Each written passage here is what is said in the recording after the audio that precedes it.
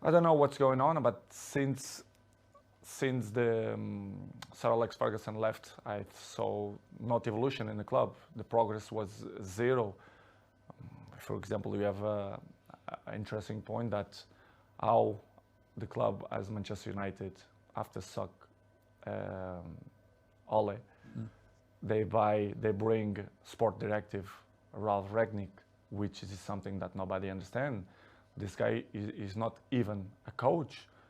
A bigger club like Manchester United bring sport directive, surprised not only me but all the world. Nothing changed. Surprisingly, not only the pool, the jacuzzi, even the gym, even some points the technology, the kitchen, the chefs, which is I appreciate, lovely persons. They stop in a time which is it surprised me a lot. I thought I will see different things, different, as I mentioned before, technology, infrastructure. But unfortunately, we see many things that I'm used to see when I was 20, 21, 23. So surprised me a lot.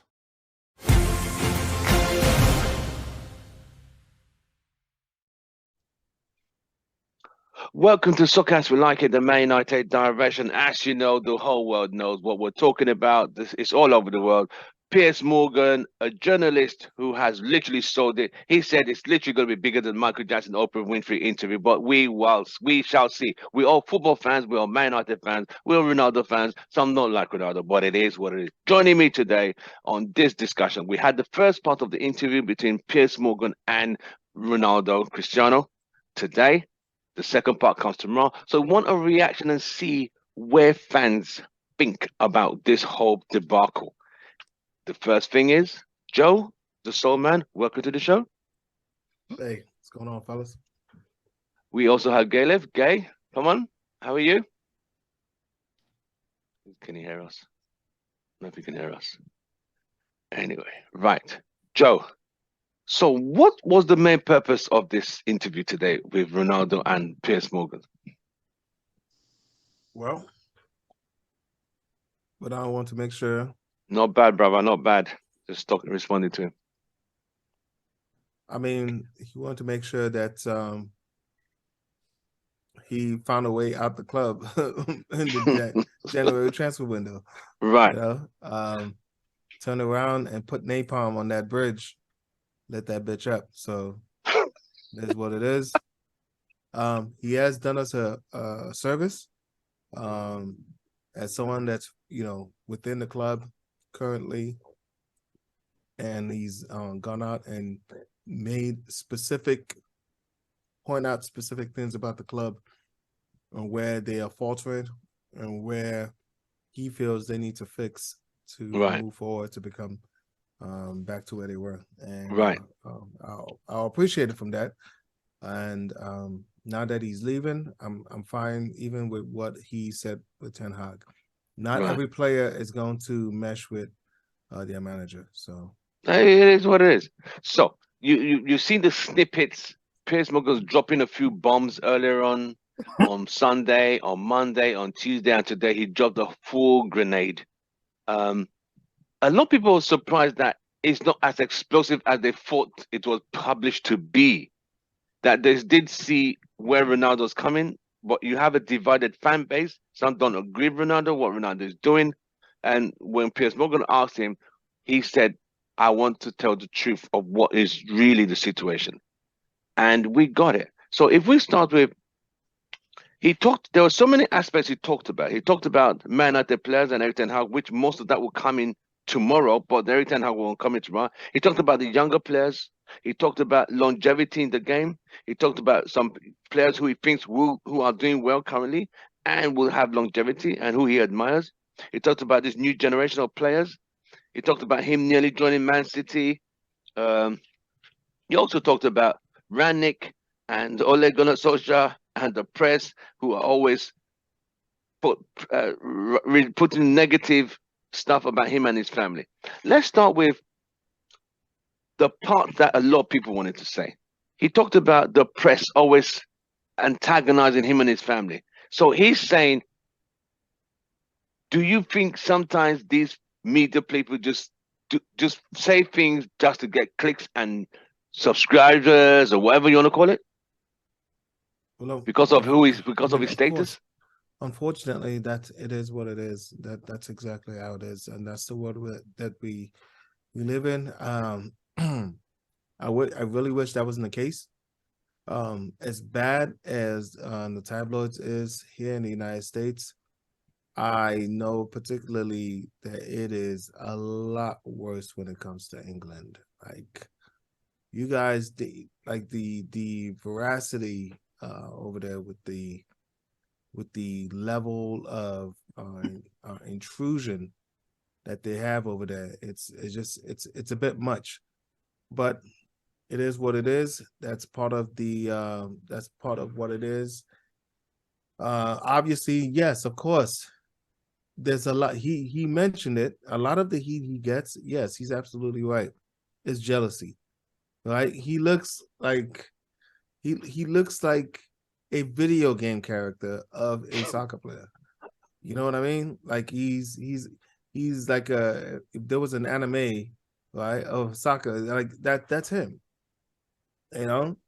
And the fact that he's the kind of individual from where he came from, humble beginnings. He worked on his body. He's one of these players that really worked on his body to get it to where it was, to where it is actually. It still is.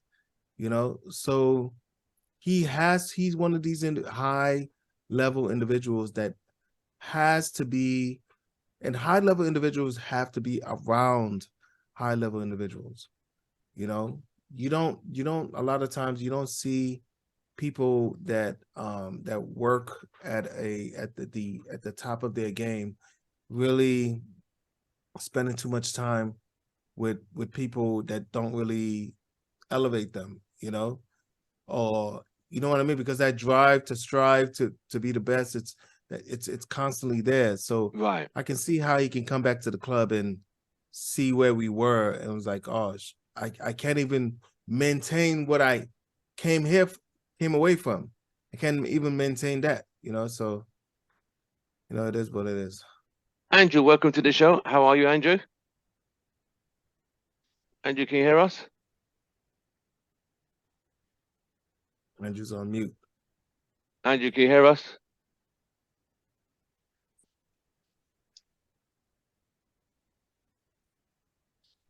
What's he saying? Joe, can you read what he's saying? He said, welcome, Andrew. Okay. There you go, Andrew. Sorry, guys, a little technical difficulty. Don't worry, put in a ticket. Joe was our IT support guy. He will get your ticket as soon as possible. I was trying to show off my Bang & Olufsen headphones, but how's it going, guys? I'm all right, bro. How are you? Pretty good. Had to get the kids to without too much ado, we just get right into it. In your opinion, what was the purpose of this interview, Ronaldo and Piers Morgan? What was the purpose? Was a question for me? Yes. Absolutely nothing. Nothing gained, quite honestly. And I'm you know, saying that literally. I think we should wait for tomorrow's interview. I think tomorrow's interview will. I suspect or I assume that tomorrow's interview will be more on Ten Hag. Right. You can notice the trend.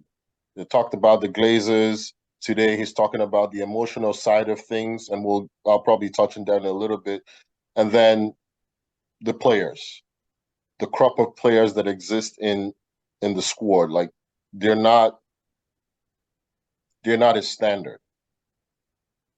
So nothing gained from this interview. It's nothing that we don't already know.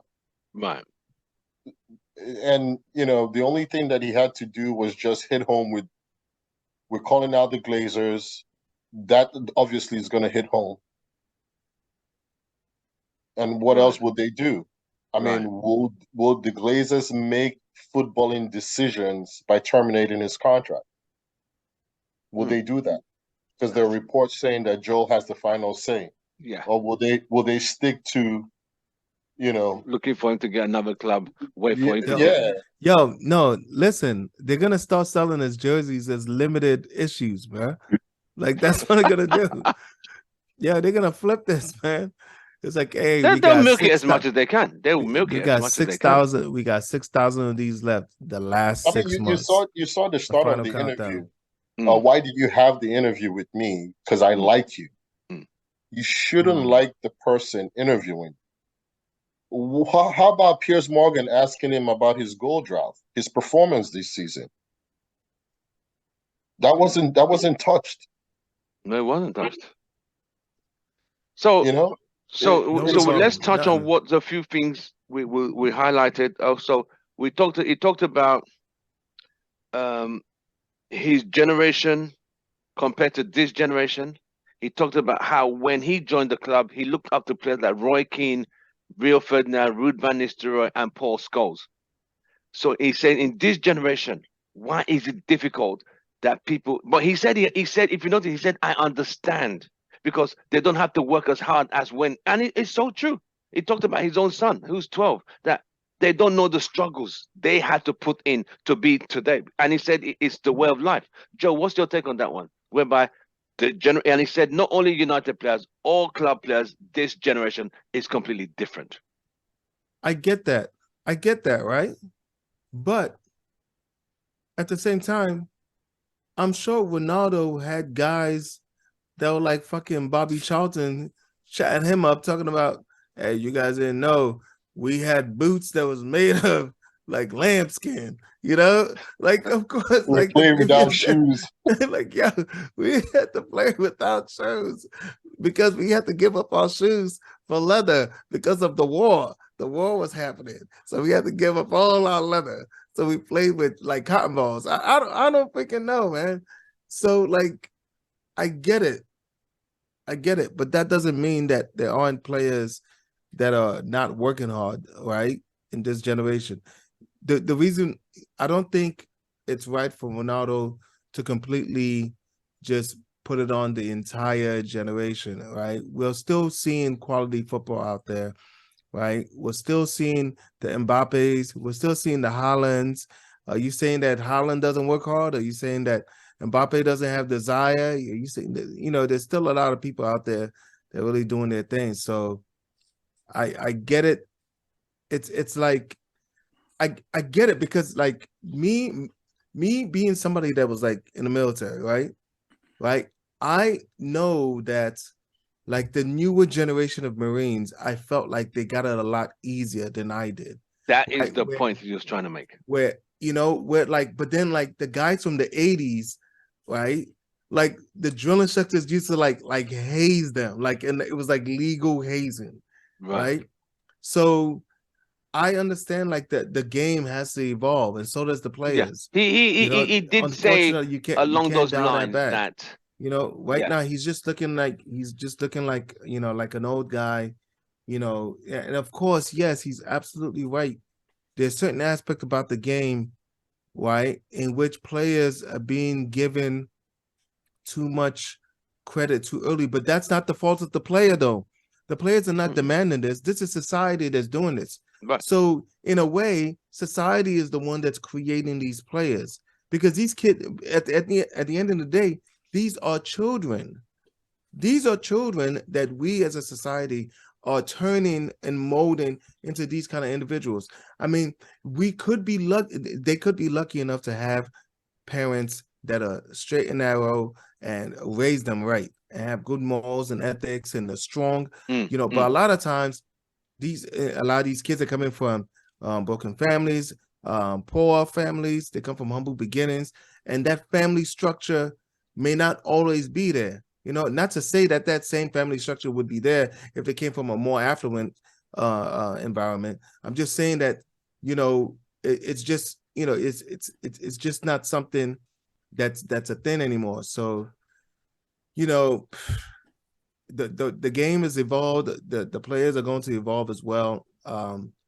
If we want to change different generations, but if he wants to change it, he needs to put the onus on society and the media and how we elevate. Because in 2004, when he joined United, there was no social media then. There was no social media. It's like too much to these kids.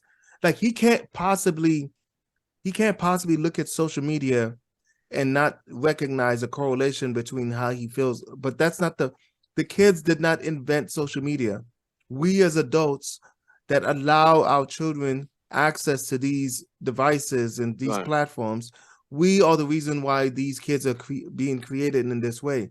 So I feel like the onus should be, he should have used that as an opportunity to push it towards the fans. You know, it's like, we need to let these kids grow and mature, you know, to society in general, to football fans in general.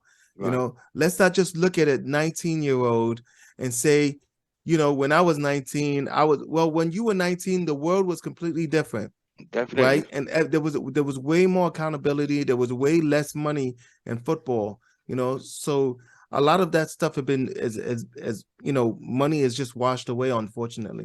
Let me bring Andrew in. So. Andrew, your take. Okay. He talked about, you know, he talked about during his time, he learned from people who were experienced, Roy Keane, Van Nistelrooy, Paul Scholes, and Rio Ferdinand. He said, but this generation, players of this generation, they don't have to work so hard. Everything's just given to them. They don't understand the struggle. So it's kind of like, what's your take on that quickly? There's a lot of moving parts to this. And Joe, you mentioned in the military, and you also mentioned that he called out a certain group of ex-United players, right? There is a dressing room code similar to the military. And the people that criticize the Neville and what's his name? Rooney were the ones that were singled out. Yes. But keep in mind, I don't know if there was a recent video of Ronaldo that he could barely speak English where Neville was helping him translate. These were the guys that took him up in their wings and trained and coached him. Yes, you had to listen because these were top players. These were top professionals. And the same goes for the players before gigs, before the Nevilles, before Brian Robson, Steve Bruce. I mean, who was the biggest showboy? George Best was. Yeah. Before the whole Vogue and he was the top dog. So you've had that share. These kids will learn, and the times when Bruno retires and the times when Delo retires, you're going to be passing down that knowledge to the folks coming from the academy. So it's totally normal to move with the trend or move with times, but at the same time, you have to stick to that dressing room code. Right. You know what I mean? He was saying he's surprised why Neville and Rooney are criticizing him, because if we go back, there are 4 times this year when Rooney has criticized Ronaldo, but did not criticize Harry Maguire, who never played with him. But we got to find out, because him and Harry Maguire used the same agent, so he didn't criticize him, but he criticized someone who we played together. So he's kind of like, why would you do that? So you see his point there. Absolutely. Absolutely, I get your point, and that's the same thing that I'm talking about. That these ex-players that were coming after him, right? They should have been a little bit more diplomatic about it. Yes. You saw Roy Keane and Rio's interviews.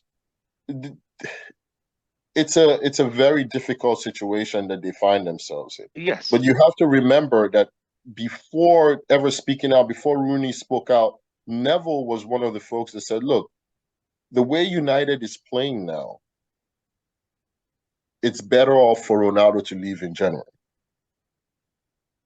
The stats are there. Facts. So advising you to do better, these were the guys that were in the same dressing room with you. These were the guys that nurtured you when you were coming up to limelight. You should be listening to them. I mean, who didn't Alex Ferguson fall out with? No, let's be honest. Beckham, I don't have a problem with him. Terminated Roy Keane altogether. I mean, Stamp was a book. Yeah, just a book which he got wrong. He got the information wrong, yeah. And he regrets it till this day. Keane was an interview in United TV. MUTV. It's still not released till tomorrow. No, they will never release it because he literally abused everybody. It was a shit show. Right, let me bring in Louis. Louis, welcome, Houston Red Army. Welcome to the show. And you have joining us already. You have Andrew, Houston Red Army, Caleb, and Joe, who you know. Hey, Louis. What's going on, boys? So we just covered quickly. Let me ask you, what was the purpose of this interview? What was the purpose of Ronaldo doing this? Man, that one is. There's a lot of ways to speculate on that, isn't there? I think that. I think definitely. I think that what he says. I mean, kind of right off the bat is when he says like, "Yeah, it's time." What he's getting at is he feels like he has to tell his truth, right? Tell his side of basically his experience since coming back. I don't think the purpose of it was to drag individuals. Rather, I think the scrutiny that he has gotten over the last year, fair and unfair, I think he had to address it. I think he is someone of such a status and such a stature that, you know, it's, you know, if it's one thing to say, oh, you know, he could just ignore the talk and these kinds of things. But I think what you guys were just alluding to, if I was listening correctly, is the talk is not just like the online fans anymore, right? It's not just pundits on TV. It's now people that he does have relationships with, right? It's former teammates, it's, you know, his current teammates. It's such a wide range of criticism, again, both fair and unfair, that he has to tell his side of the story. And I think where I think the sustenance comes from is that in order to tell that truth, in order to tell that story, he has to encompass the entire story, which is from how he broke the City deal to come back to United, all the way up until, you know, where we're at right now. What the relationship is between him and the manager, between him and the players, between him and the ownership, between the ownership and the team, between the fans and him, between the fans and the team. There's so many layers, and so there's so much drama involved that, you know, it is primetime TV, isn't it? Right. I mean, in Latin America we call this a telenovela, right? This is a soap opera. Right. It is. I mean, people criticize why go to Piers Morgan. I don't know why he went to Piers Morgan, but Piers Morgan, you see, was also using this opportunity to advertise his show. Yeah. He has to. You don't. It's not every time you get that man on your platform, so he had to use it and milk it to the best of his ability. Yeah, and I mean, and look, Piers Morgan, I don't like for several other reasons, right? And a lot of people don't. And I mean, there are a lot of people that, you know, Piers Morgan has a massive fan base. Yes. He has a massive fan base. As many haters as he has as many followers. 100%. And Cristiano Ronaldo, frankly, is the same way. For as many people that love him, how many people talk mess and talk trash? You know what I mean? So I think that, and he says it right there. He's like, yeah, I like you. You know, he's like, that's why I chose you. I think that, you know, he needed someone with a large platform that I think could do it in the right way. And I mean, as far as like an interview goes, I think, you know, I think it was in depth. I think, you know, there was a lot of, I mean, I think there were, you know, the questions were decent. You know, I think that, you know, I don't think that it was, you know, it wasn't to favor anyone in particular. It really was just to get information from Cristiano Ronaldo, I felt anyway. Did you feel it was like two mates having a chat? For a lot of it, yeah. I mean, it's I don't think there was what you look for when you think about a Pierce Morgan, right? You expect him to like kind of get those gotcha moments, right? To get those like to get those one-liners that he can twist and those kinds of things. I Yes, leading the questions. I didn't really see that, but again, I think that You mean being a good journalist? Yeah, right. Pretty much. It's something that you don't expect from a guy like this, because he is such a big personality, right? You expect him to interject his personality. But what I think was really cool about this one is Pierce Morgan was interested to hear the story himself. Yes. You know what I'm saying? Like I could see that. He Like was a fan. just as curious as everybody else. He was like, I really want to know what's going on here. And I felt that way. And of course this is just part one, right? So Right. he could completely flip it and do some tabloid stuff down the line, but for the most part I felt like that's kind of how he saw it, right? He was allowing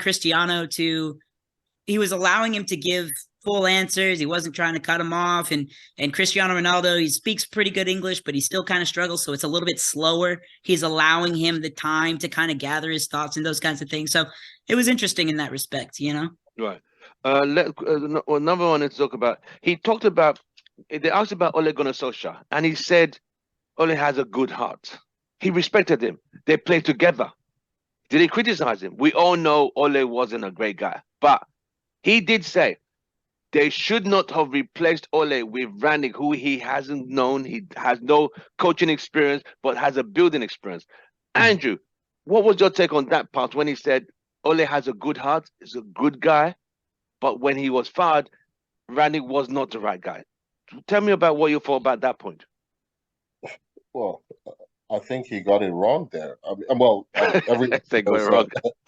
Everyone knows Ole is a nice guy. Everyone appreciates his legendary status. That's never going to go away.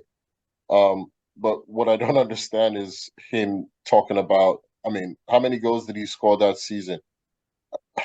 Look, he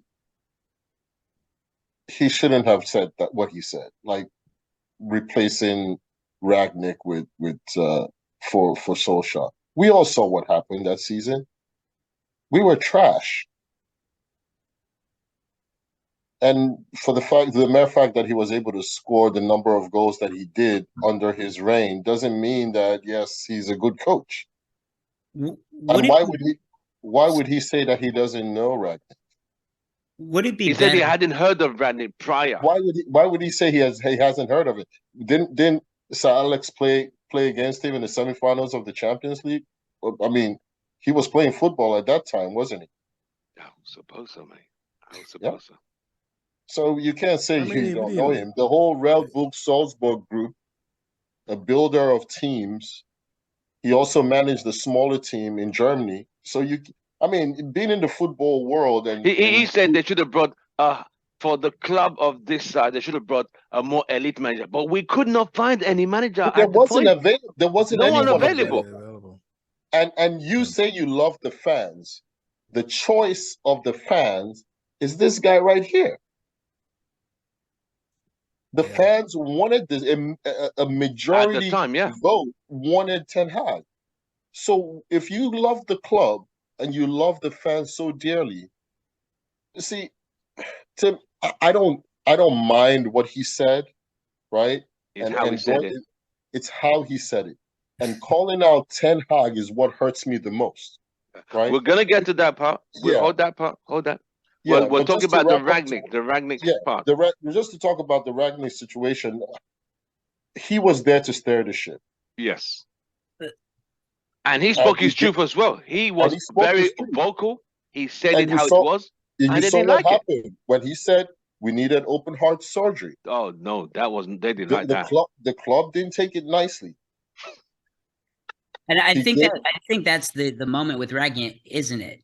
And I think what I would like to think that Cristiano might have been trying to get at is the entire situation with Ranknick was botched by the club. Yes. And it was. And I agree that bringing Ranknick in as a manager was a very poor decision, mostly because what they intended to do with Ranknick, they didn't follow through and do. Exactly.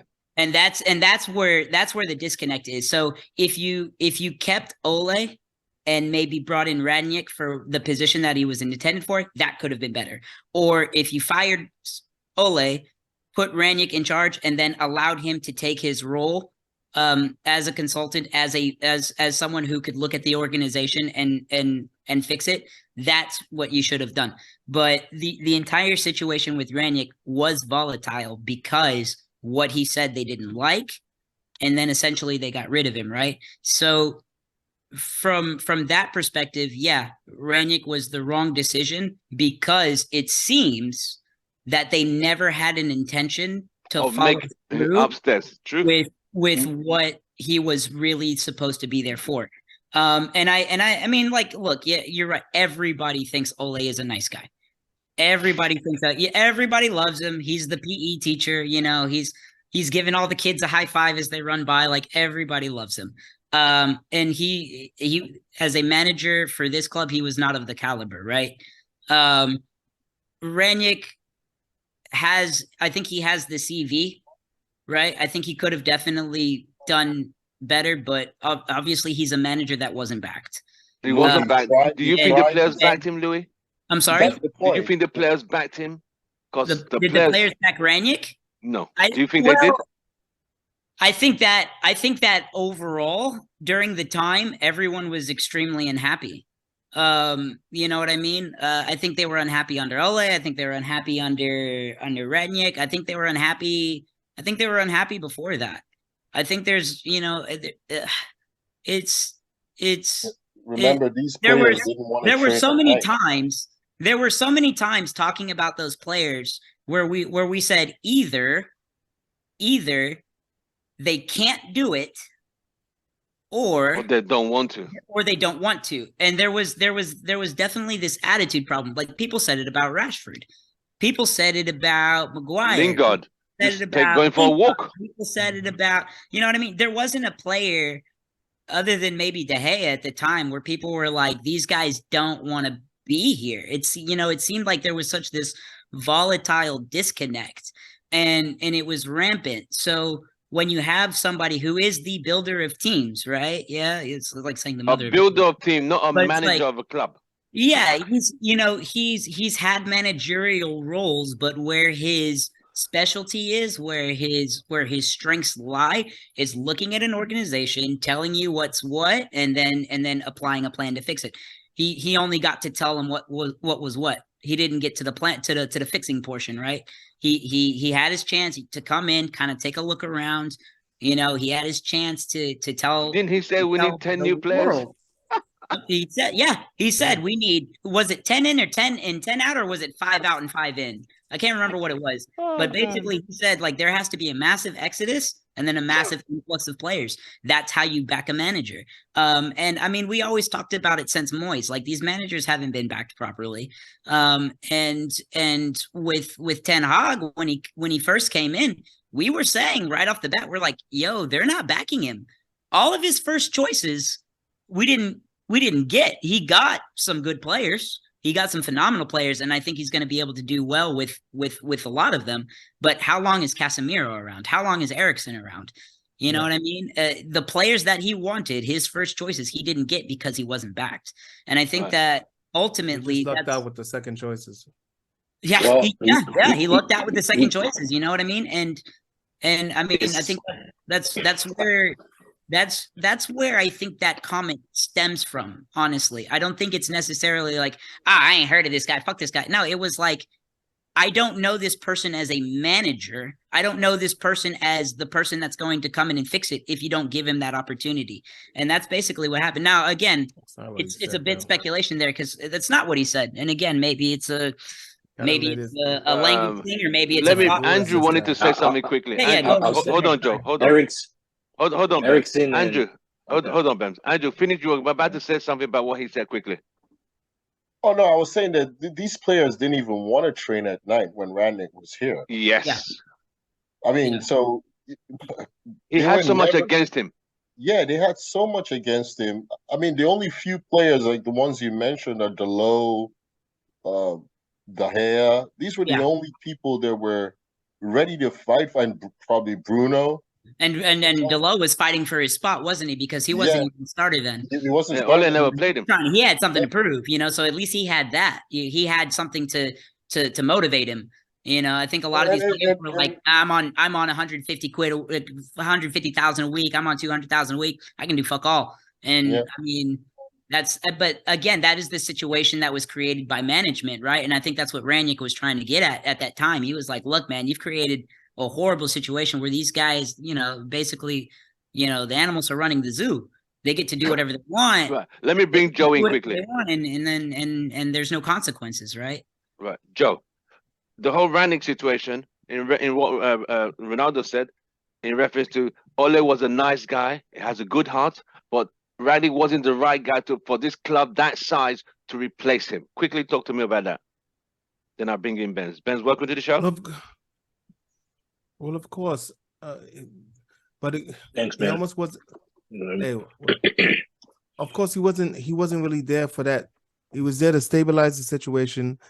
He was there to clean the place up, but it seems like the team again lied to another manager that was under false pretense while he was there. And once they get a whiff of you actually trying to do your job, boom, time to go. Once they get a whiff that you're trying to 100%. You know what's worse than trying to do your job at Manchester United? Trying to make other people accountable for their jobs. Because that's really what's gonna get you sacked at United right now. You know, so I totally understand why Ranknick was sacked. The club was abysmal. We still had the player power.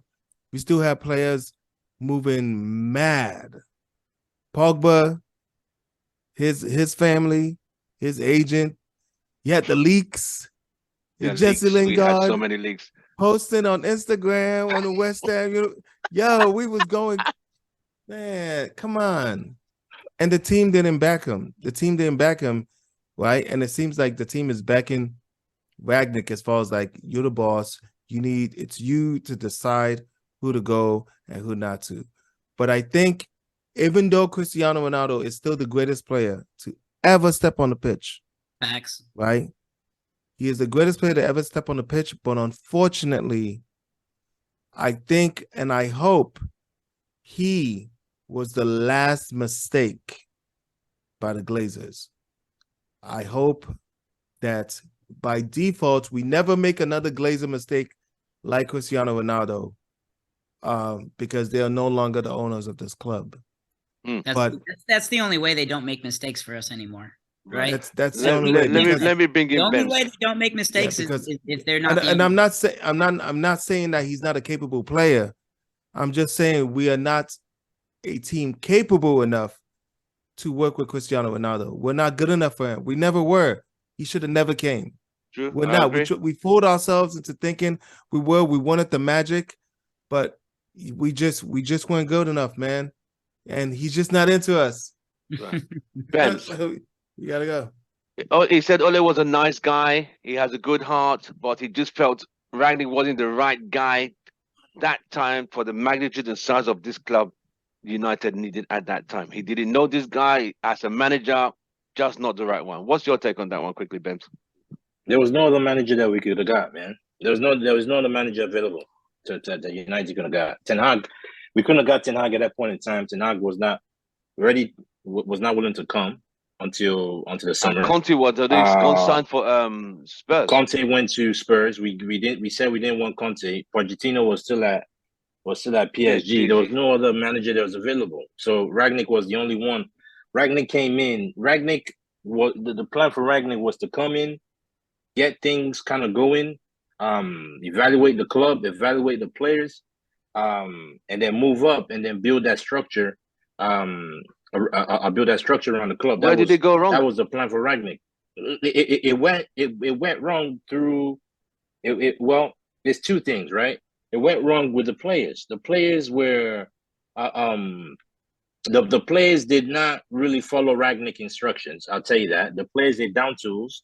Ranknick spoke the truth about the players, about the squad, and the board obviously did not like that, because when you speak like that, the board is they're gonna take notice, and they're gonna throw you out. So obviously, because Ranknick was just honest, and he was very outspoken, kind of like the way Ronaldo is being outspoken right now. When you're outspoken at United, it just goes against you. It doesn't work well for you at the end of the day. That's how useless and shitty and weak and weak-minded this whole club is. And the fan base is dripping on the weakness too, honestly speaking. Like, how, I mean, yeah, Ranknick, he wasn't, I go blab on and on, but yeah, I think Ranknick wasn't a bad appointment in my opinion. I don't agree with Ronaldo when he said that, who is he, whatever. Yeah, Ranknick was not a coach at the time, but he has coaching experience. And Andrew said and you've seen managers like what's his name, Tuchel, Klopp, all give him props because they really learned from this guy in Germany. Exactly, that's who they learn from.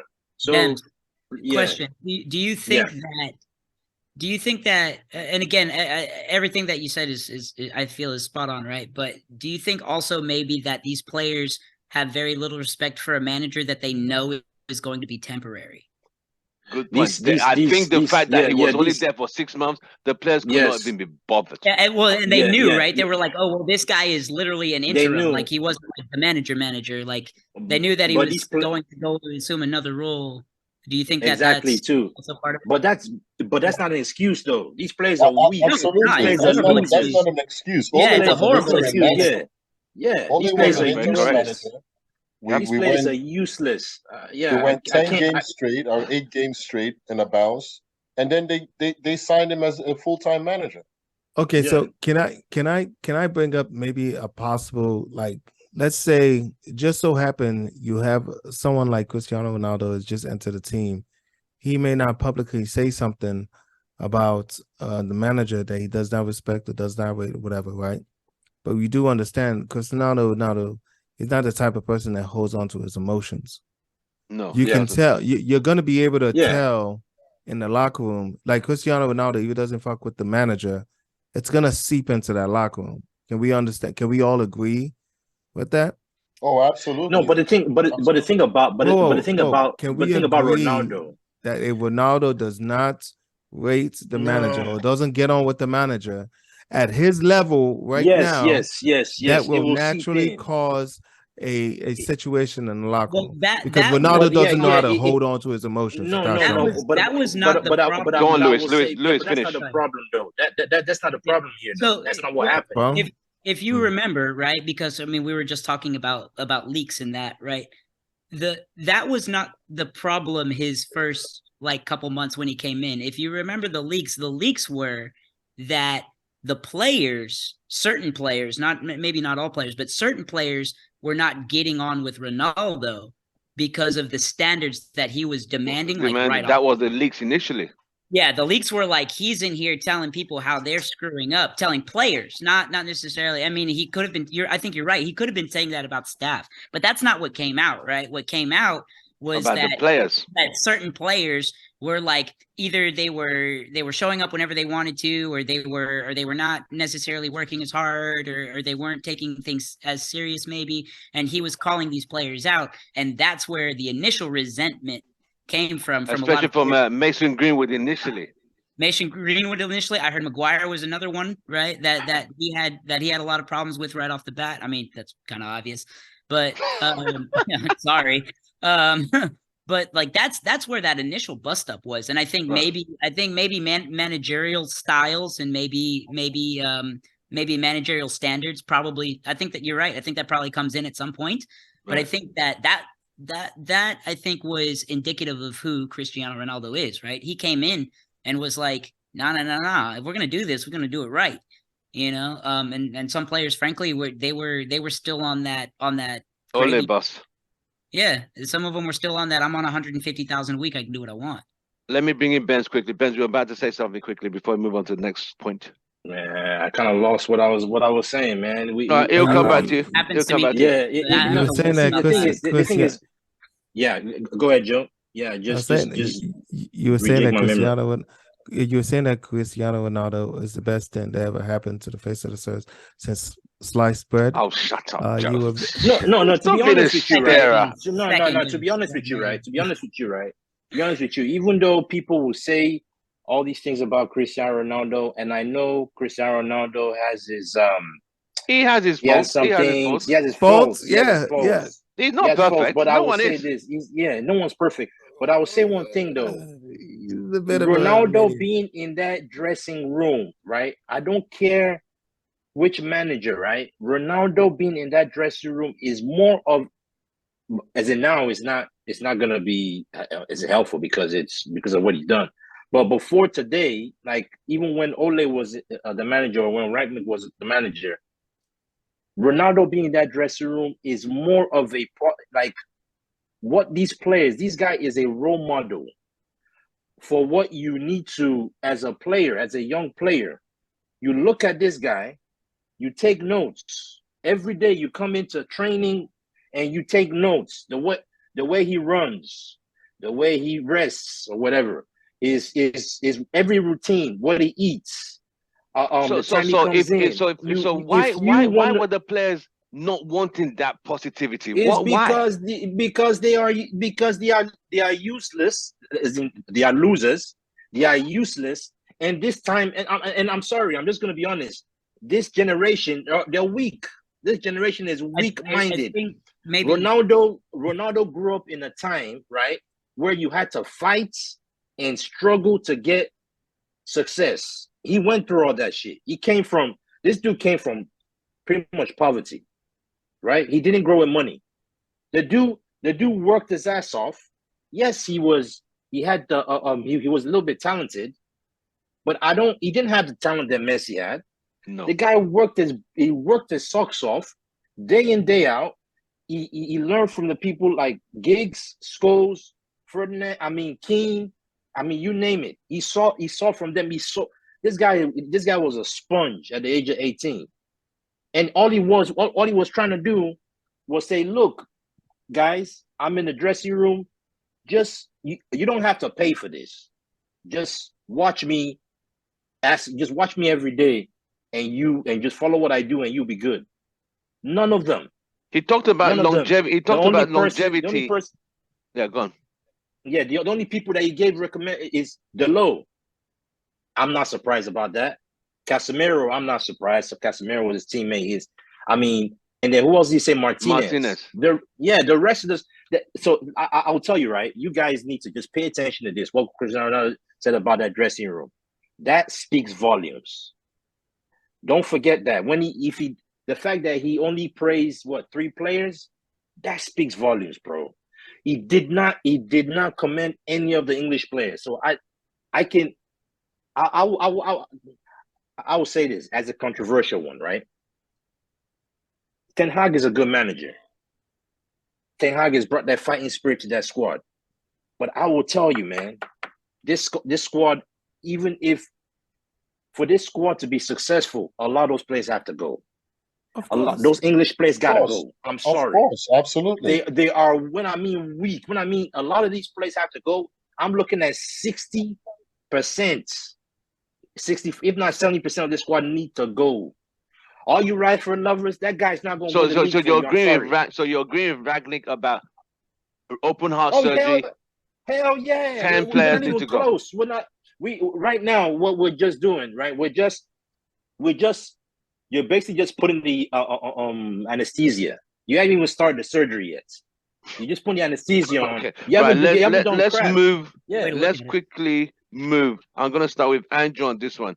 Andrew, he talked about his expectation when he came to United. He said that season they had signed Varane and signed Sancho. So he was excited of what could come. He had his debut, he scored 2 goals. I think reality hit him of where the club was going from what he left. Quickly talk to me about that quickly, Andrew. Well, absolutely. It's the hierarchy at United. They're the ones that you need to point the fingers at. I'm not sure which platform I read this, but there was talk about the pool in the United training facility And the jacuzzi, yes. Yeah, was it before Ranknick or this was yes, it was last season when he returned.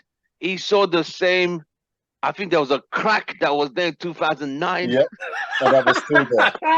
Wow. No, Golly. Wow. it gets better. It gets better. It's in a terrible state, and this is should he be saying? Should he be saying that?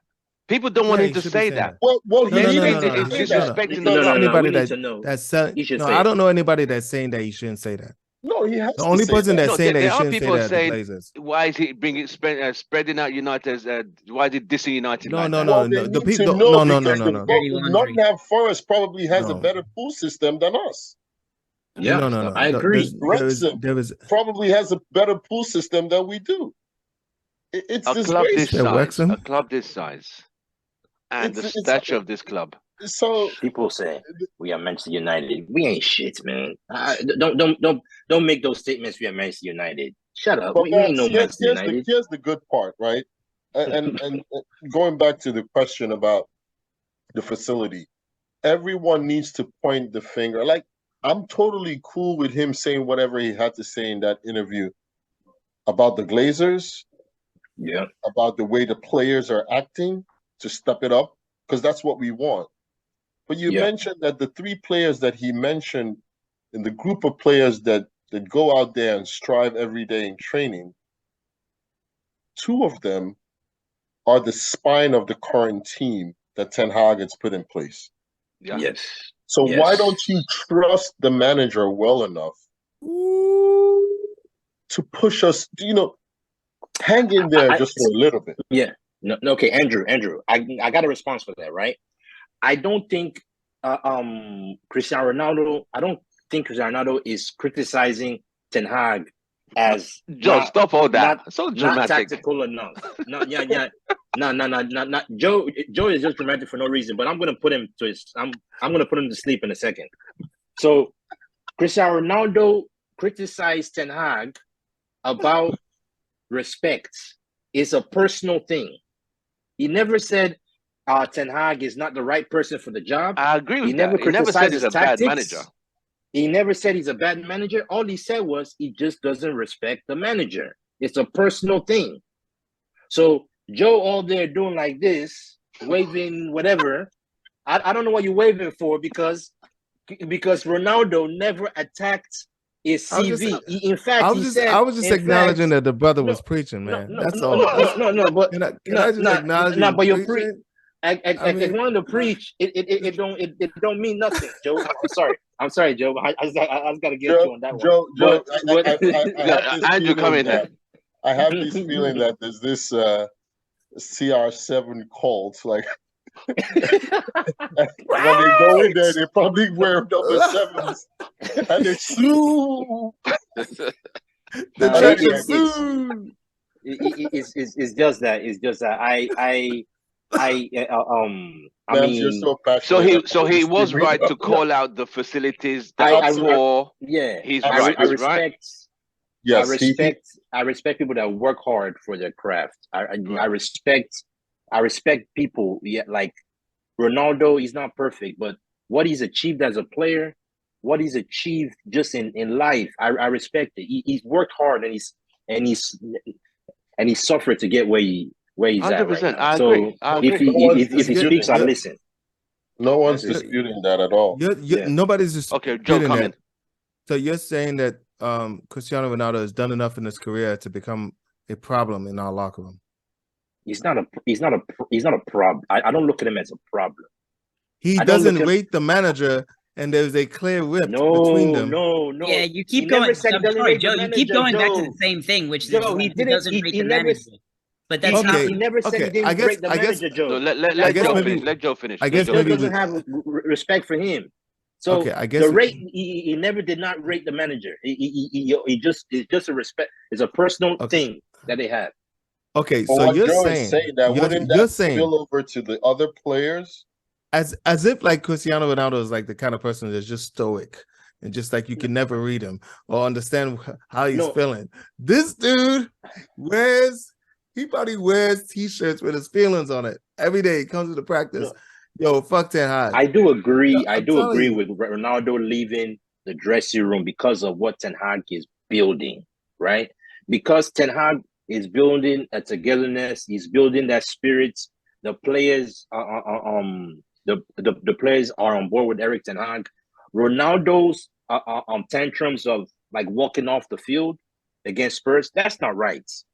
And Ten Hag had to do something about it. Ten Hag cannot allow, after today, Ten Hag cannot allow him come back to the dressing room.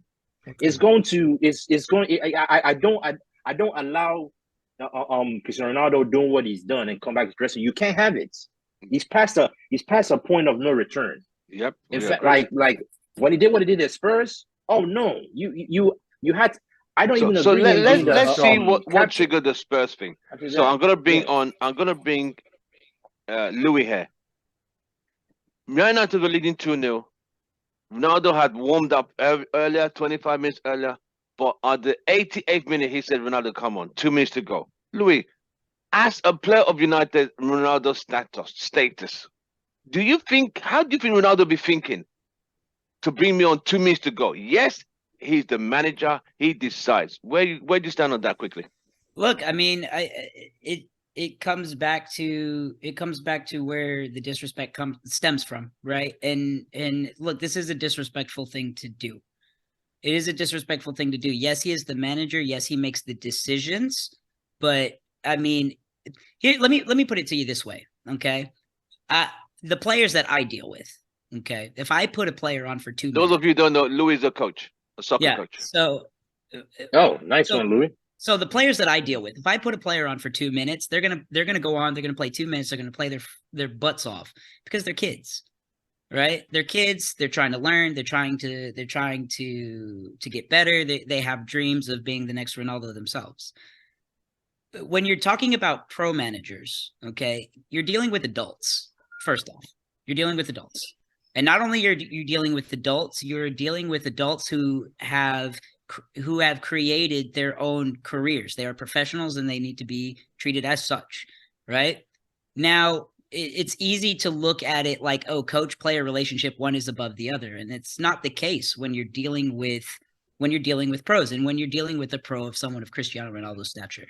From everything that he's earned, from everything that he knows as a knowledgeable player, from everything that he's done for the club just in the past season and then in the past, you have to acknowledge those things and you have to respect those things. I'm not saying you have to wipe his ass. I'm not saying that. If you're not going to play him, don't play him. Don't play him. If you're going to play him, then show him his due respect and his due diligence. Now, probably what the best situation probably would have been there is if Ronaldo disagreed with it, he should have just been vocal, just said, "Hey, dude, that's not right. Don't put me on for 2 minutes. I'll go back to the bench and we'll just see this one out. And let's talk about it down the line." What he did was he stormed off. And again, now you're talking about team culture, locker room culture, that kind of thing, and that's unacceptable. That's unacceptable.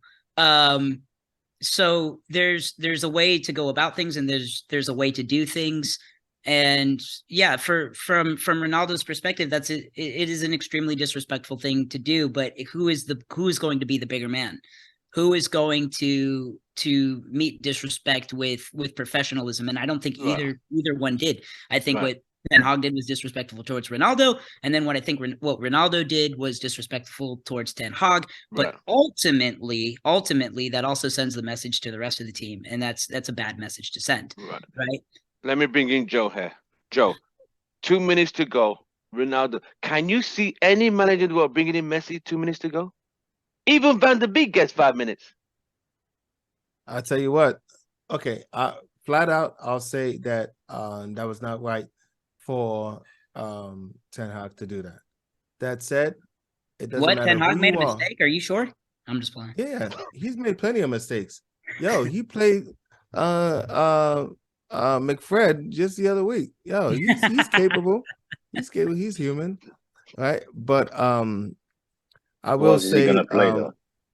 And the whole team was tired.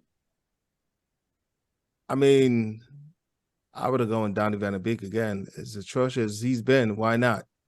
You know, because McFred did not work. Van de Beek is not. Van de Beek gets 5 minutes, not 2. Yeah, but Van de Beek has not been playing. He's not really had a big impact on the team though. So the past few games before the Fulham game. So okay, so what about our record with McFred? Huh? What about our record with McFred? So look, right, when it comes to coaching, right, you have to make some decisions, right? So I know we don't like McFred, right? We don't want McFred to play, but when the whole team is tired and we lost to Aston Villa just because that was the main reason why we lost, you have to rotate. Fred and McTominay they're gonna have to have some games. They're part of your squad. So yeah, we don't want them to play, but you gotta be able to use them at some point. Yep. So that's coaching, right? You gotta make those decisions. The 2 minutes, bringing on Ronaldo 2 minutes. Can you ever see any other manager bringing on Ronaldo 2 minutes or Messi for 2 minutes when he's not just starting his career? I mean, it's a respect thing there. What's your take? Sean Dyche will bring Ronaldo on for 2 minutes, and I'll support it. Look, I don't hate Ronaldo. I love him. I respect him for all he's done. Right. But you can't have 2 captains in a ship. 100%. Yeah. On that pitch is Ten Hag's team. It's Ten Hag's army. So you have to deal with it. Now, going back to that Tottenham game. Is that a captain or is that a first mate? No, I'm serious. Can you have someone who is under you and still show them the due respect? Your first mate's supposed to be your assistant manager. Let Andrew finish, please. I'll get there. Now, when we played that Tottenham game, it felt like we scored at the 47th minute. Good memory. And yeah, I'm looking at it online. And we were kind of tight. We weren't sure if we were going to score the second goal. And I remembered it was just about the 70th minute that I remember that he started warming up. Tactics can change mid-game. Second goal came in, boom, it changed. Why would you want to put Ronaldo in at that time? So what he did was take out Anthony and bring in Scott McTominay to seal that midfield because we were getting overrun in the midfield. Yeah. And then he wanted to see out the game and said, you know what? Hey, man, have a taste of this. Enjoy this win. We're already leading 2-0. Go ahead. Not like the other games where we were getting trashed. I didn't want to bring you off the bench so you don't get humiliated. Come on, enjoy the ride. But he refused. He bluntly said no. Not only did he say no, he walked off.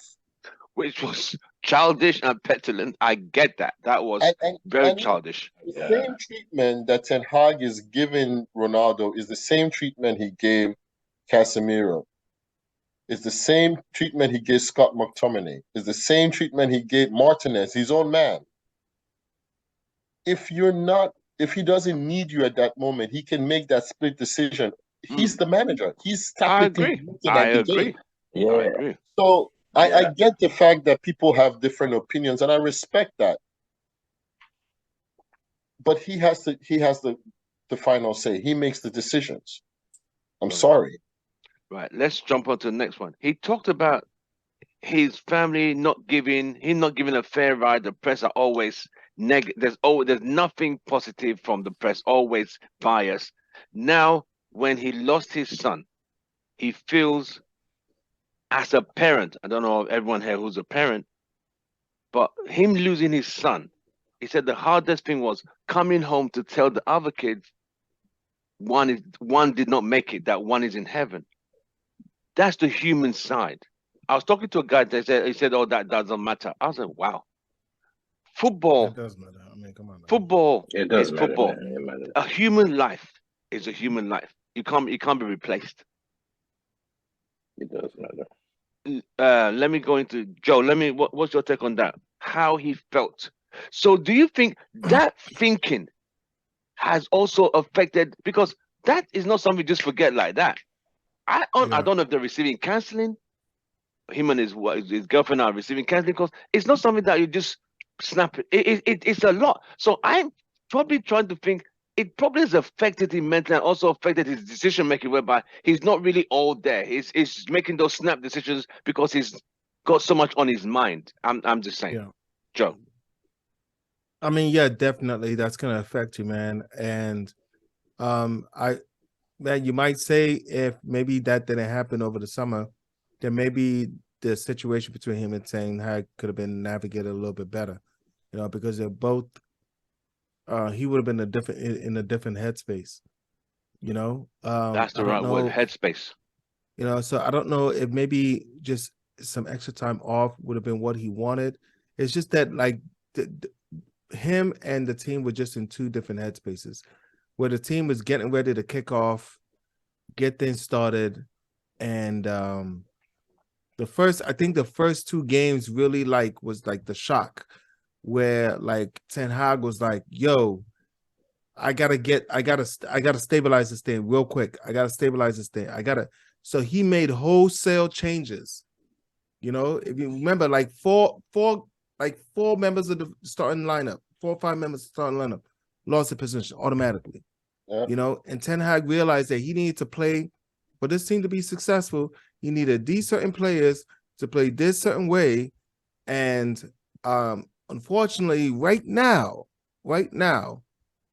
it doesn't seem like Ronaldo does what he needs him to do better than Rashford, who's not even playing that position. Or Martial, or Martial, you know?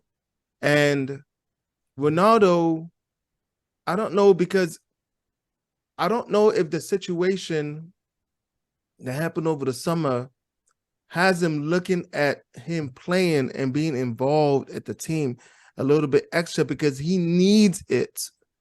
You know, it's part of his healing.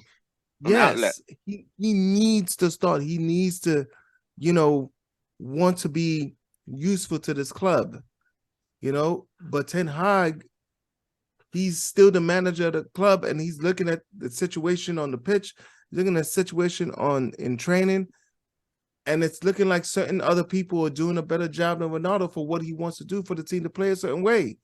To not concede, and there was an interview where, you know, they were talking about Ten Hag and how they're progressing and how they haven't been able to score many goals. Ten Hag was like, "Yo, when I first got there, the number one thing I need to fix was the defense.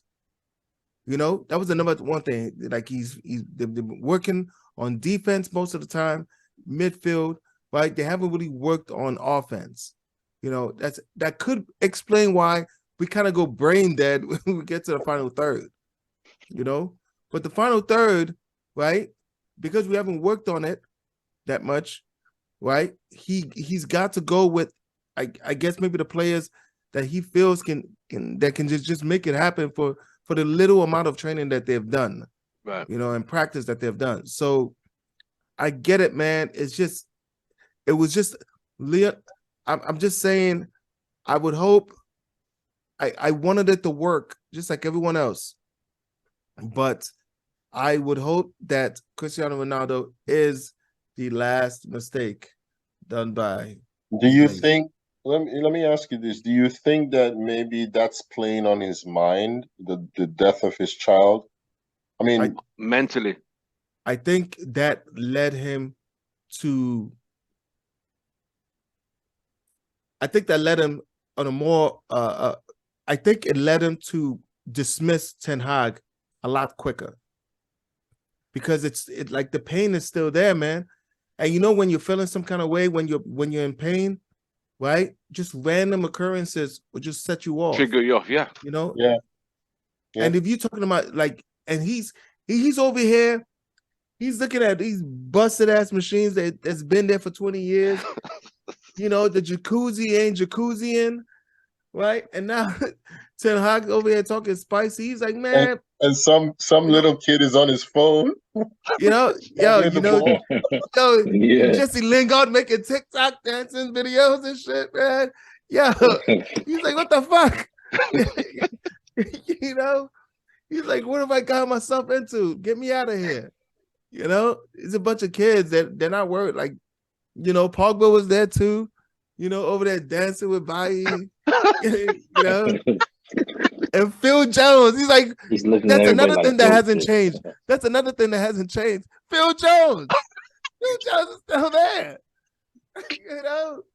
He's like, how is Phil Jones still here? Don't you dare talk about Superman like that. Right. So let me go to Ben. That's probably what made him snap. He saw Phil Jones like, hell no. So Ben, as a father too, I know you have a son. When as a parent, looking from the human point of view, I personally don't think he has really healed from that. I don't think you healed from that. I think, like what Joe said, I think his headspace. So the smallest things will always trigger him and piss him off. Oh, I'm not being played. I'm not being seen as a focal point anymore as I used to be. It's like they don't need me anymore. The team is moving on without him. All those little things that a professional player will like, you know, I'll work my way back. I'll show them. He's snapping, you know, walking up, because some of the decisions he made came very unprofessional, that we've not seen that side of him before. But if you maybe that might have been something that, you know, that is not. I think it definitely plays on your mind, man. To lose a child, I don't know what it feels like to lose a child, but I have a friend who lost who lost a son, just like Ronaldo did. His son was 3 months old. It's kind of like his son just didn't have a fighting chance, had a heart condition, and I saw how it affected my friend. It's not a nice thing. So when Ronaldo talked about losing that is in child, it will definitely affect your decision making. It will affect things that you do. You will be. I can see why he made certain decisions. I can see why he was quick to react. I can see why he dismissed Erik ten Hag, because when he told the club that his child is in the hospital and he needs to be with the child, and can't go on tour, and he can't go on tour. So obviously Ten Hag will want him to be part of the squad on the tour, because he's gonna want to integrate Ronaldo into the team and get him playing. But you can see how I mean, maybe the club, because of the statue of Ronaldo, he might just be saying that, because he doesn't want to be there. So you can see where the miscommunication could come. But I mean, it's definitely something that I feel that would affect him, even on the pitch too, when he's playing. Like the thoughts of that could come into play, and you can see the Ronaldo on the pitch this year is different from the Ronaldo from last season. Completely. Clearly different. Considering this is a better team than that team. Yeah, exactly. Yeah, this is a better team, a better coach team than that team. Even though he went and scored a hat-trick right after this happened, I think at the point in time it hadn't settled, because a lot of times tragedy, it doesn't sink in. It takes some time. The grieving, like when it first happened, the shock, then like you might be able to live with it, okay, for the first for the first month or so, but then to sink in. It takes a while to sink in. So now it's probably sinking in, and so it's affecting him on the pitch. It's affecting the things he's doing and all that stuff. So it goes a long way. It goes a long way. So thank you. Let me bring in Louis, then I'll go to Andrew. Louis, your thoughts? Yeah, man. Look, it's a tragedy, and what it seems like to me, or what he was talking about, especially when he's talking about his daughter, is the response from the club itself, and around this, surrounding the time when he lost his son, and then surrounding the time when his daughter was in the hospital. And I think that that's also it probably not the main thing, but definitely adds maybe towards the dissent with the manager, which is, you know, if Erik ten Hag reacted in a way that, you know, Ronaldo didn't think that he was maybe he wasn't understanding, or maybe he wasn't or you know, maybe he felt like he wasn't acknowledged in the right way. What was clear was that he was expected to go on tour, and maybe that was not a managerial decision, but maybe that was a board decision. Yeah, it's Yeah. remember that these contracts are signed to go on tour, and Right, him exactly. going on those tours is a big generational money. Yeah, they're trying to basically say that no, you're a poster child and you have to do your job and you have to go on and do these kinds of things, and obviously for a grieving father and for someone who might have been scared to lose a second child at the time, you know, obviously that creates a turmoil, right? And that further, you know, that furthers that divide, and maybe he thought he wanted Erik ten Hag maybe to come to his defense, and he didn't, or you know, or the club, or the club, or whatever it was. But I mean, I remember hearing more about Maguire's issues with his family and being robbed, or part of this whole situation. And right. I heard more about that and got more details about that than I did the details surrounding the death of Ronaldo's son. You know what I mean? I felt that, and again, and Maguire was free to leave and take his time and these kinds of things. He wasn't in training and he wasn't in games and it wasn't that long of a period of time, because thank God nobody died, right? But you know, for somebody like a Ronaldo, where maybe he's not extended this same courtesy, right? It's like, hey, dude, I have lost here, and I need time, or I need, you know, and I need this kind of support, and the support clearly was not there, and that made it, you know, it seems like that was a club decision, right? So there's that kind of problems. If you have to believe, and again, maybe not with certain players, but you have to believe a Sir Alex Ferguson would have been like, go, take the time that you need. He did it when he's part of the club. I'll deal with the board. Yeah, I'll deal with the board. No one's going to say shit to you. You go and you take your time. Maybe Ten Hag felt that as a new manager, maybe he felt that he didn't have the power to make that decision. And maybe he expressed this to Ronaldo, and maybe Ronaldo just took it the wrong way. You know, we don't necessarily know the ins and outs of that personal moment. True. But what is very clear is that Ronaldo felt like he wasn't supported, and instead of saying, "Oh my gosh, we're sorry that you don't feel supported, but here's our perspective," it's, "What the fuck do you mean you're not supported? You're on 500,000 a week. Shut up and dribble." That's what it seems like. Right. That's what Let me bring in Andrew. Andrew, quickly. Yeah, I'd really like to get more insight into why Ronaldo feels that way. There is a human element to this, and you mentioned if it was my child, quite honestly, I'd probably be thinking about quitting football. Yeah. That's just me, because it's going to be really tough to handle. But this is your art. This is your day job. This is your day job. This is what you do. And of course, like Louis mentioned, if it was Sir Alex, he'll tell him, knock yourself out, stay with your family. I mean, we did it today when his wife gave birth. We told him go have to spend some time with the family. But when we talk about the players,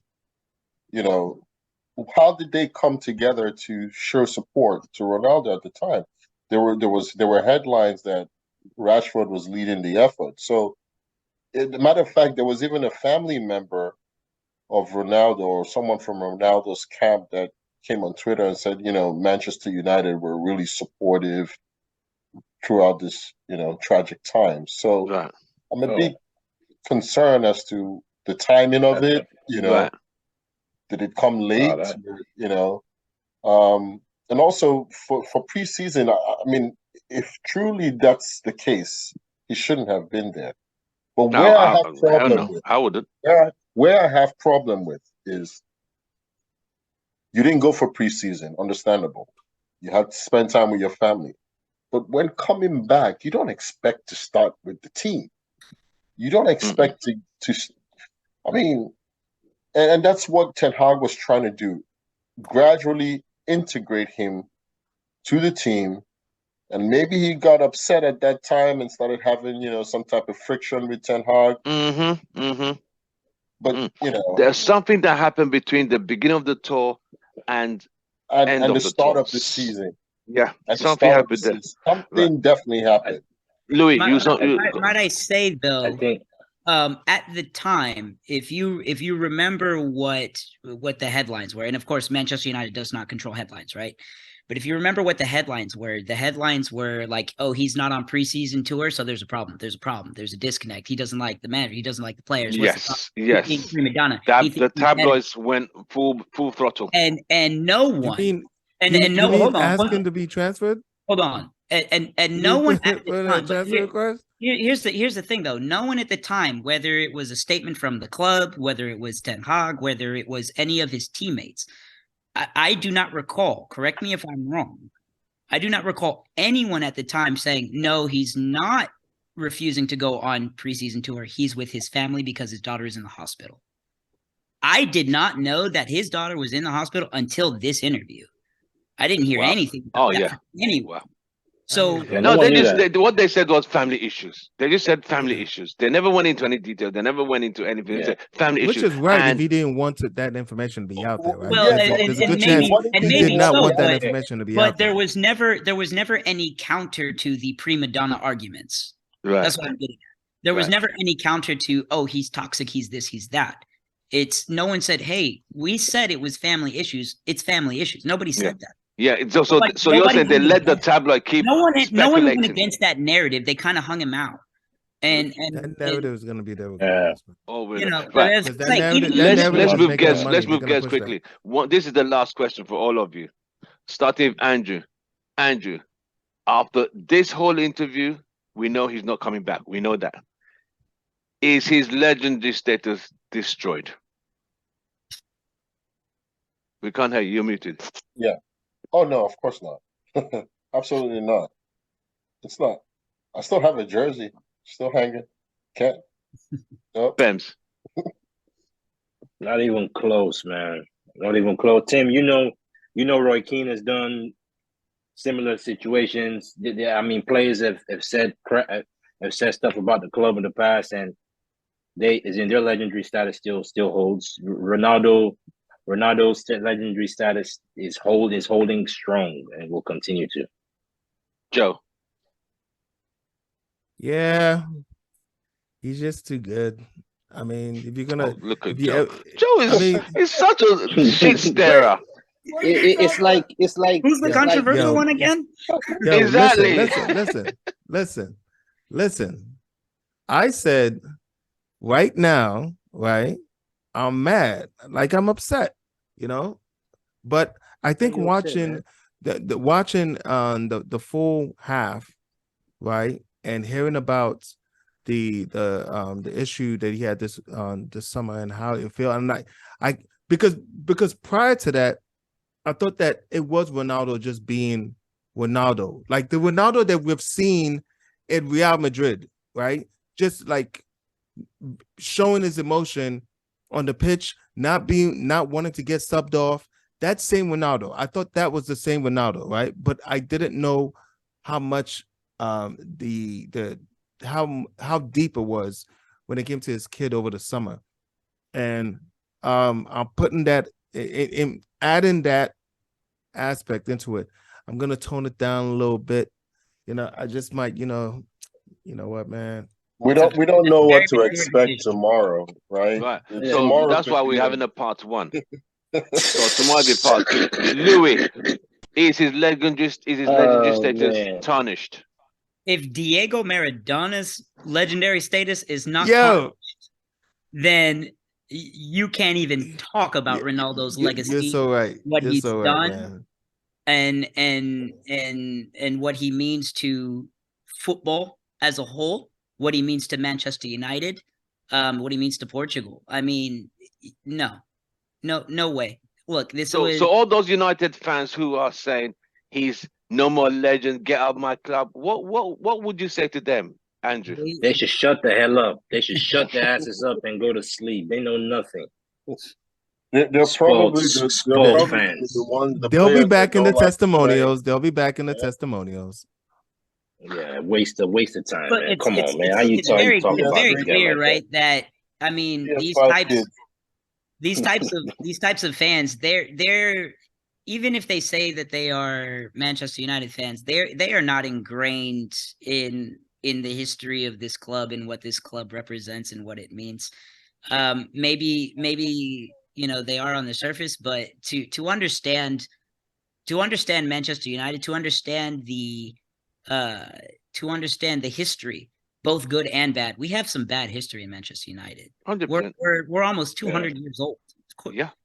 There's like the Men in Black were a thing. Like, you know what I'm saying? Like there is good history, there's bad history, 100%. and we love it, and we love it all the same. He won't be the first or last player to have this problem like with we the club. come on, bro. Like we still love Ryan Giggs, for crying out loud. Come on.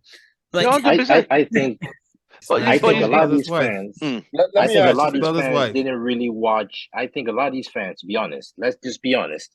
I think a lot of these fans didn't really watch United in those glory days. 2000, in the glory days. A lot of these fans didn't watch them. No. I mean, I didn't watch United every single in those early glory days. But I watched United when Ronaldo got on the pitch on his first game. 2004 against Bolton. I watched United, right? I watched United when Ronaldo was key part of that team. Ronaldo, Rooney, Tevez. That attack, bro. I watched United all those years. I've seen what this guy, man, like, man, what I noticed on fans today, they start nitpicking. Oh, if the team don't supply him the ball, he can't do nothing. I said, did you know he was a winger? They said, oh, I didn't know he was a winger. I said, really? Then why are you talking? This is the problem. That's the thing, is a lot of fans don't necessarily understand the intricacies of what it means to be a striker either. No, they don't understand the game. They don't understand the game from that kind of aspect. Like, this is it. So when I told a lot of people, like, his status can never be tarnished, regardless. I said, this too will pass. Roy Keane left his country hanging in the World Cup and walked off. He's still an Irish legend. 3 years later, he went to MUTV, destroyed the whole team through the assistant coach, and even questioned Fergie, do you know what you're doing? Chelsea are the new team on the block. They said, get the fuck out. He's still, this is the guys, are they still singing Keane's name? Are they still singing Keane's name? Of course they will always sing Keane's name. He won 7 league titles, 7. When they interview all these ex-players that play with Keane, who's the first player on the team sheet? If you ask him, who's the first person you have on the team sheet?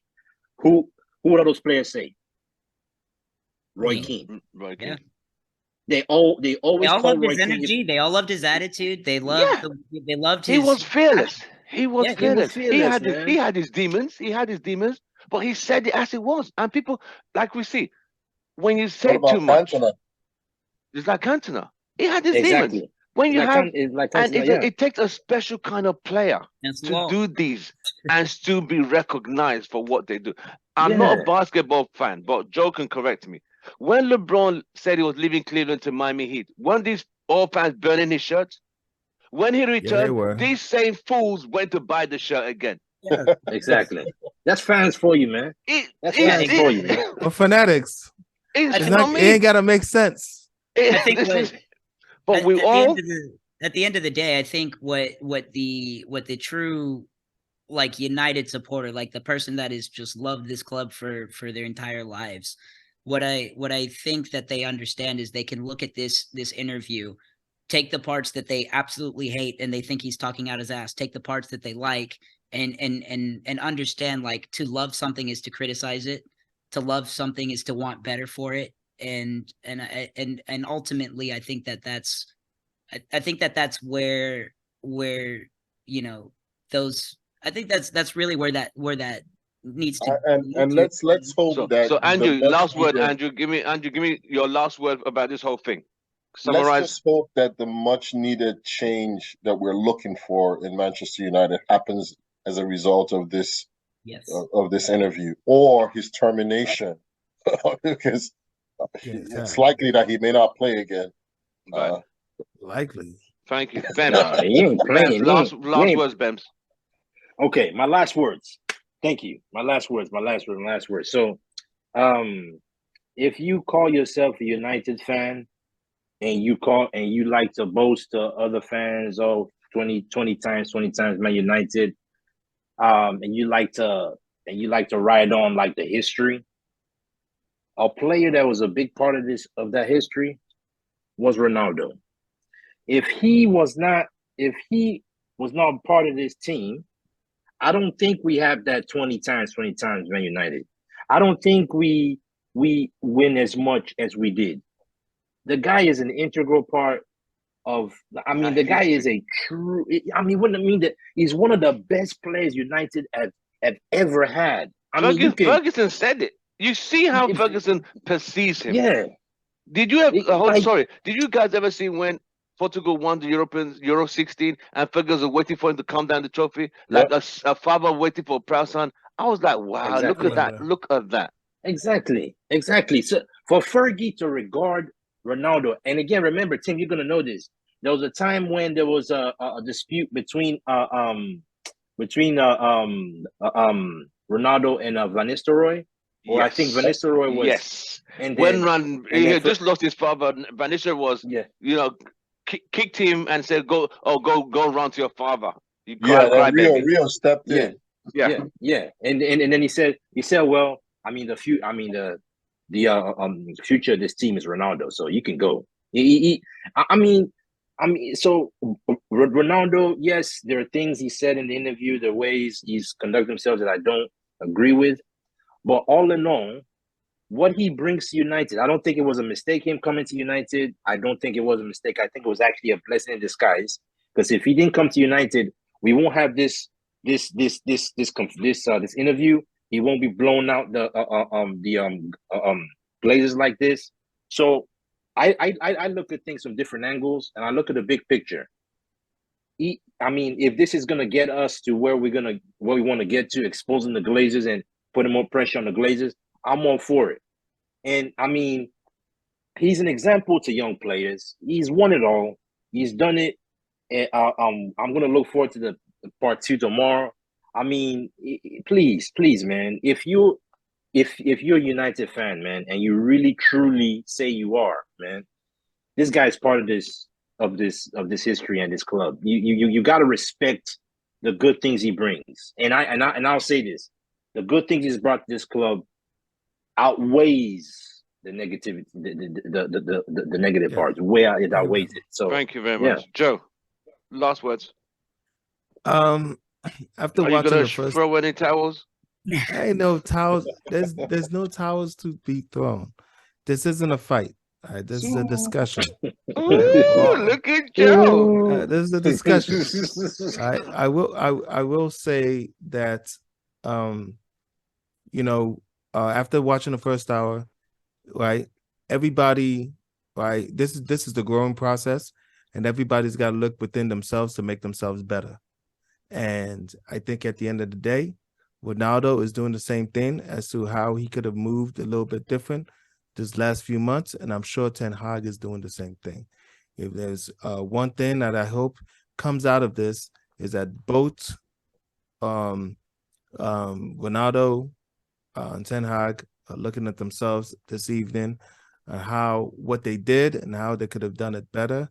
And hopefully the Glazers are looking themselves in the mirror and realize that they're pieces of shit and they need to sell this club ASAP. We fucking hate them. All right. Gentlemen, it's been an absolute pleasure having you guys at this time. Louis, thank you very much. Houston Red Army, Andrew, Houston Red Army, Bems, Houston Red Army, Joe, Houston Red Army. Thank you very much for your time. Tomorrow we had the part 2. I have a feeling the way Piers Morgan has portrayed it might probably not be as much as this guys are saying that he's literally criticizing. One thing to me, if he had ever, and I know he would never disrespect Sir Alex, never in his life. If he had said that, never. like, disrespected Alex, I know, you know what, this guy's really confused. But Yeah, it yeah, is a yeah. different. I said there are agree with levels. that. There are levels. Okay, I so agree with that. I that's agree the with that. line, right? That's the line. That's the line. That is the man that made him who he is today. Okay, That is so the man. It wasn't a I'm just Fergie. asking. That's a yes Ronaldo or would no not be question. Ronaldo. Is Sir Alex Ferguson I'm not the saying. line? I'm saying Depends if on what he he said. had disrespected Sir Alex. Yeah, you But can't. you got Depends to on what he understand. says. Eric Ten Hag's our manager. Can't. I respect that.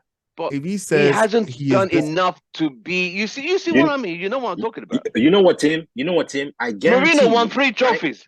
No one's won a I trophy since guarantee Mourinho. you, right? Fergie is not going to speak poorly about what Ronaldo just did. You'll be surprised. He won't. That's his son, man. He ain't gonna That's say his son. anything. That's He his won't say football Probably son. agrees He's with most of what not he gonna said. say that. Hell yeah. So, gentlemen, hopefully I will see you guys all tomorrow, same time for part 2. We'll probably get some more juicy parts. We'll wait to see it. Well, gentlemen, have a nice evening. Glory, glory. Man United. Man United. See you guys tomorrow. Have a nice evening. Take care. God bless. And we watch the Yes. thing tomorrow. See what Piers Morgan has up his sleeve this time tomorrow. All right. Take care. Yes, Have a nice sir. one. Thank you, guys. All right, man. Nice one. Bye.